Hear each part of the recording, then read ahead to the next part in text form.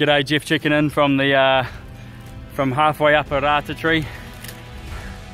Sadly, I lost my drone up here, so pretty dumb place to lose a drone. It's been quite a eventful climb, coming up all these epiphytes. I can hear the drone. It's beeping. Alright, it's my buddy down there, Nick. How's it, Nick? He's spotting me in case I fall. And beautiful rata tree here. There's a couple of really big rimu trees, and you can see the canopy there of this rata. Oh, beautiful. Hasn't been smashed by possums lately. Yeah, I'll carry on. Yeah, I found it. There you go. Alright, buddy. Holding on for dear life there. You can trust these things. You can trust them almost with your life. But this part of the tree here is pretty amazing. Yeah. We've got these big epiphytes in the middle, big lilies. I'm trying to squash them. Oh. A lot of dead branches up here which get taken over by this beautiful rata. Try to stand it back up. Anyway, here we go. Trusty little Mavic Pro. Oh, lucky to have you back, buddy. Whew. You beauty. Looks like she's all in good nick. Still got the sticker on her. I could put it in my jacket to take it down, but I think it might be a bit risky, so I'm going to try and fly it down. It's got a little bit of battery left. Been testing out the new Find My Drone feature. Well, it's not that new.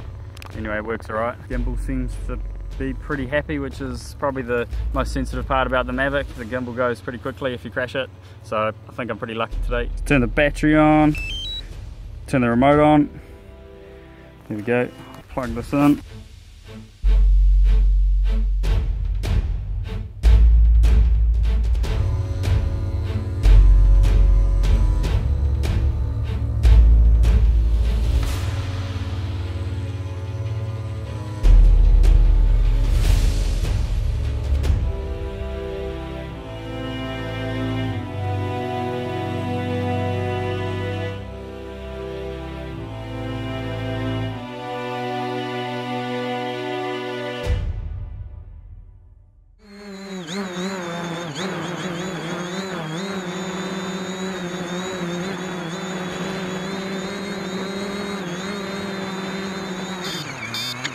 Pretty stoked, managed to land it.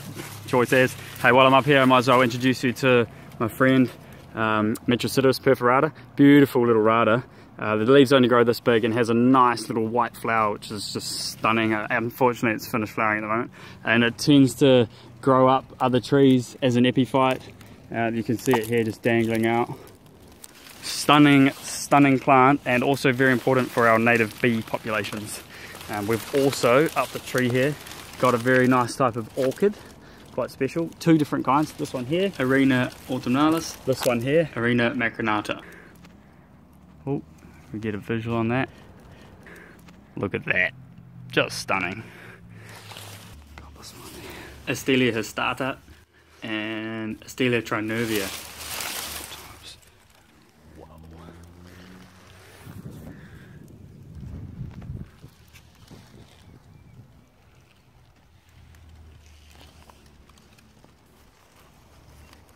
Coming down is always the hard part. You find these little cavities.